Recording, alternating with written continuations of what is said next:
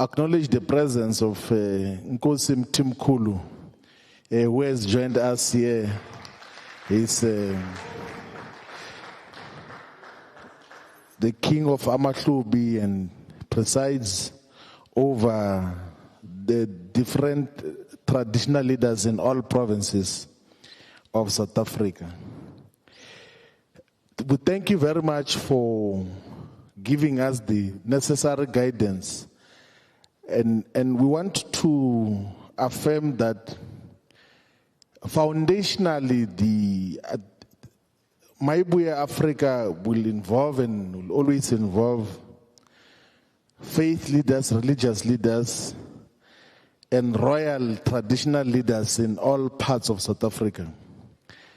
Just a simple illustration with how we, even by now, we are constituting leadership structures which are going to be converted into the permanent structures once the political movement has been registered as a political party. We already have said that in the provinces, the provincial leadership that we have constituted, there is fair and balanced representation of religious leaders, of traditional leaders. The convener of KwaZulu-Natal, which is the biggest province, is amongst us here. She's part of the faith leaders. She was a part of the Interfaith in the other organization that we don't want to talk about. And here in Gauteng province, the regional convener of Sidibeng region is Bishop Vincent Jones. Who is currently the member of the mayoral committee responsible for housing in Emfuleni. He had contested before as an independent candidate to be elected as a councillor in Emfuleni municipality. And he is now part of Mayibuye. He is the convener of the whole region of Sidibeng, which includes Lesedi and Midval and Emfuleni. One of the most neglected areas which Mayibuye must pay particular attention to rescue the people of Midval, the people of Emfuleni, the people of Ratanda in Lesedi municipality. And here in Ekurhuleni, our regional convener is Dumisani Mbata Shandu. He's one of the faith leaders here. And he's going to lead with integrity. There's a lot of wrongdoing that is taking place in Ekurhuleni. So they, in public, are said to be having clean audits and compliance, because when auditors come, they give them money to right wrong audits and say that Ekurhuleni has got a clean financial record, whilst they pay the auditors. And the ones who refuse to be paid, they kill them. Like they killed an auditor who was going to reveal a lot of wrongdoing that is done by all the political parties that are part of the government of Ekurhuleni. There's a lot of wrongdoing which we, in some instances, have got clearer knowledge of, because we know who is responsible for what in the province, so in the region as well. So Shandu is going to lead a movement in Ekurhuleni, which is going to rescue the people of Ekurhuleni, of Tsakani, of Kwatema, of Duduza, of Tembisa, of all the areas of Katoras, of Germiston, because there's a lot of informal settlements, Tsietsi, and all of these other areas that need to be rescued from the misgovernance of those who are in government. You know, despite being in urban areas, Ekurhuleni, if you go to the towns in Germiston and Kempton Park, they are not habitable. They don't reflect anything close to safety or anything close to modernity. It's like some rural town somewhere very far out of where we are now. So we need a responsible government in Ekurhuleni, and Shandu is going to lead that process of rescuing the people of Ekurhuleni from that misgovernance that is taking place here. And we do have respect for all the religious streams, for all the religious formations. We particularly have respect for all the churches and the mosques and the Hindu institutions, every religion, African religion and spirituality. We have got deep respect. I've had an opportunity myself in my political life to have interacted with, of course, came off the Apostolic Faith Mission, AFM, but got to interact with the Zion Christian Church, the Nazareth Baptist Church. When I was mostly in KwaZulu-Natal, now I got to pay attention to the Nazareth Baptist Church, particularly Ebuhleni, to appreciate the things that no one could have told you through a textbook or through a lesson. Got to appreciate and have a closer interaction with the 12th Apostle Church in Christ, the 12th Apostle Church in Trinity, which are similar but different for different reasons, and had to have interaction with different Zion churches, the Bantu Zion Church of South Africa. We've had interaction with the St. John's Apostolic Faith Mission, and we've had interaction also with the IPHC, which is the International Pentecostal Holiness Church.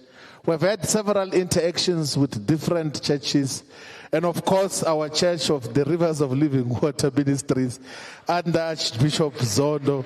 We've had interaction with almost all the churches in the International Federation of Christian Churches, which includes Grace Bible Church, which includes the Hope Restoration, which is under Pastor Matebula, and Pastor Don Phillips is running one of the churches, RUCC in Umtata, and a variety of other institutions. So we've had throughout very intimate and closer interaction, seeking guidance with different religious institutions here in South Africa. And we always appreciate the significance of guidance that we get from all of those. We will always retain the humility. Part of the reasons, and I must say this, part of the reasons, even if there was no MK, even if I was not going to do anything, one of the things that I was not comfortable with throughout my years in Parliament, the 10 years in Parliament, was a culture of disruption and rudeness that characterized those that we served with. And all of those things were just planned, like in a childish way, with no purpose. Sometimes even when there are areas of agreement, you realize that on this question we can agree. Why don't we sit down and agree on this issue and then we'll raise our issues robustly? No, today we're going to disrupt. It was not something that happened spontaneous. It was planned in a meeting. And I can tell you now that there was only one person who initiated those disruptions. It was not the leadership collective. And that was mistaken to be said so-called militancy and radicalism. And we kept on asking, how does this relate to voters on the ground or to the people that sent us here? And that is why some of those things, there is 600,000 lesser people who voted for that organization because they realized, but we sent you to represent us there, but you are grandstanding. So it's one of the things which, even if there was no MK or any other thing, we were going to disassociate from. And we raised it internally. What is the strategic value? What is the tactical value even of wanting to be disruptive? And what then happens? You know, the saddest thing that you will see is that the younger generations that get to associate with that organization, even in councils and legislatures, for no reason, they just go and disrupt and engage themselves in violence. And then they think that is being revolutionary because the leader says, no, that is being revolutionary. What kind of revolution is that? That is just disruption even when it's senseless. It's one of the things which will never define and be the character of Mayibuye. Will engage robustly, will tell the truth, will tell no lies, will claim no easy victories. But we will not be disruptive for the sake of it. We will not be disrespectful and just want to disrupt at any given point, even when you have got an opportunity to give leadership and guidance. One of the things which coincidentally has got to define Mayibuye is that it's not an ethnic organization. It will never be an ethnic or a tribal organization. It's truly a national organization. So, you know, now the leadership of Mayibuye, at the core level of the leadership, we are like 15 or 16 or 17 people. But if you were to just pay closer attention of the people that are within the leadership, 15 people.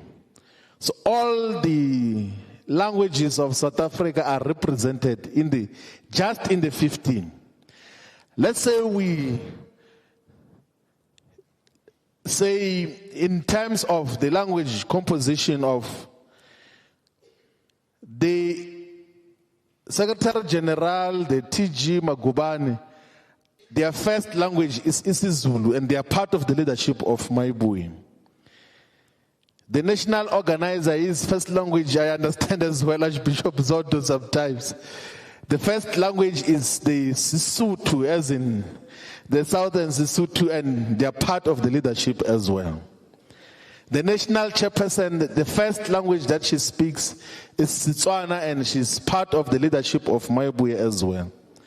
The DSG, Gabsile Shongwe, her first language is Siswati.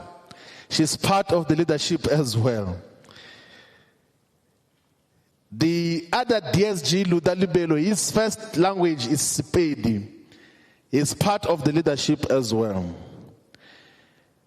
The first Deputy National Convener, her first language is Xhosa. She's part of the leadership as well. The second Deputy National Convener, his first language is Sivenda. He is part of the leadership as well. The Deputy National Organizer, her first language is Afrikaans. She's part of the leadership as well. Lindy Spiers is not here. And myself, I speak Nbolabla song. And so there is not a single language category that is not represented. Just the 15 of us in the leadership. The convener of the traditional leadership, who is part of the national officials, speaks isiNdebele. It's his first language. He's part of the leadership as well. So there is not a single language in South Africa that is not represented in the composition of the leadership of Mayibuye. And that is the principle that we apply in all the leadership collectives that we constitute. So there will never be a leadership in a province that is just one grouping of people that are leading, or people from one region that are leading. It will always be reflective. And in the overall composition, you will find royal leadership, you will find traditional leadership, you will find faith leaders, you will find religious leaders. We've already given an illustration, and that is what will be the character of Mayibuye. an organization that is a true microcosm and representative of the people of South Africa, so that it is able to speak on behalf of the people. We have heard all of the views that are given to us, and we will take each and every perspective into full consideration. That this organization is your organization, is for everyone. I can tell you now that even when we do the guidelines later on selecting who must be councillors or councillor candidates for local government elections in 2026, it will be compulsory to have a formal endorsement of a faith-based institution, be it a church or a mosque, for someone to be a candidate of Mayibuye. You can't just come with your jacket only and say, I'm a leader, without endorsement of any church or any mosque that says that we as a people, we trust this person. And in the rural areas that are led by traditional leaders, you can't just be a councillor candidate of Mayibuye without the clear endorsement and agreement by the traditional council in those areas. Because what has been happening now, you have got councillors who undermine traditional leaders in the rural areas. You have got councillors who do not even know which are the churches in the wards that they reside in. You have got councillors are going to finish a term next year, have never been to the churches in their own wards. Who are they representing if they can't go to churches to listen to the people? Who are they representing? And that is the nature of public representation that we want to move away from and have proper public representation that represents our people. We are going to culminate this process. We have listened and we hear all of the views that are coming. So the proposed program is such that we are going to consolidate a report of the entire consultation process and say that this is what we have heard our people say. And the voices that we are hearing thus far is that we should found a political movement. And a component of that political movement will be a political party. And because we do not want to disappoint our people, we have already started with the regulatory compliances that are needed to register a political party. We have already begun with the process to make sure that we have a political party that exists to represent our people of South Africa. And that will be Africa Mayibuye movement, as a movement that is going to represent our people. And we can assure you that it is not going to be an elite organization that exists somewhere in the sky and it is not within the people. So if you are asking us, who are the leaders, the people who are going to lead Mayibuye, it's yourselves as religious leaders, as faith-based leaders.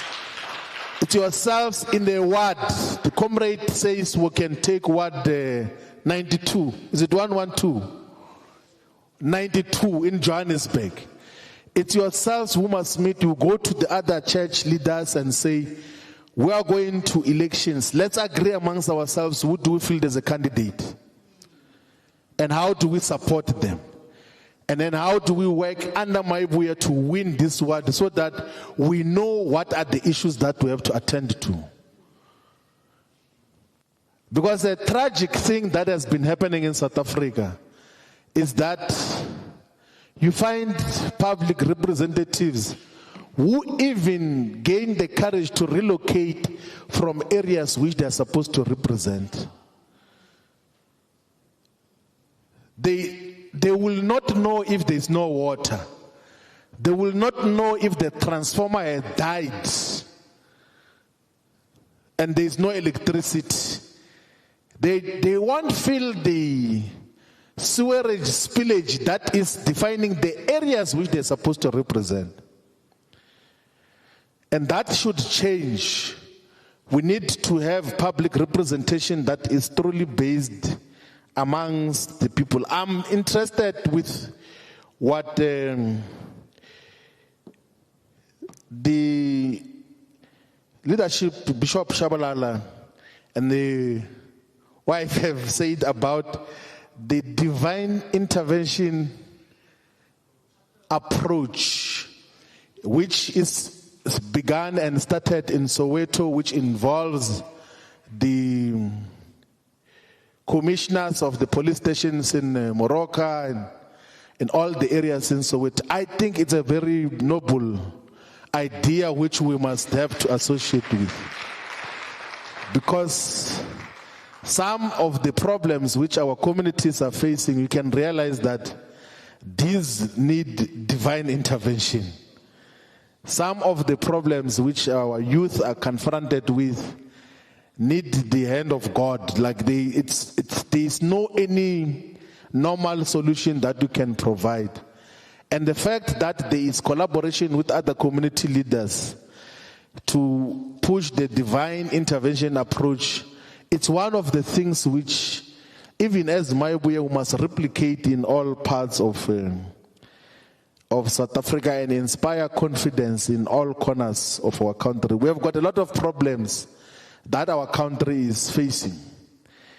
Majority of our people are mourning, are in serious pain due to poverty, to hopelessness, to serious levels of crime, victims of crime every day.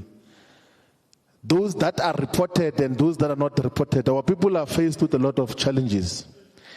Maybe it's because of what King Solomon said, that the people mourn if they are led by wicked people.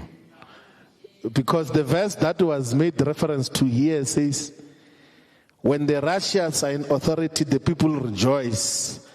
But when the wicked bear rule, the people mourn. Maybe the mourning is because we do not have righteous leaders in society. And all of us, from whatever faith, from whatever religious stream, let us pray for South Africa to have righteous leaders. And we are available ourselves to provide righteous leadership to the people of South Africa through Mayibuye. Amanda!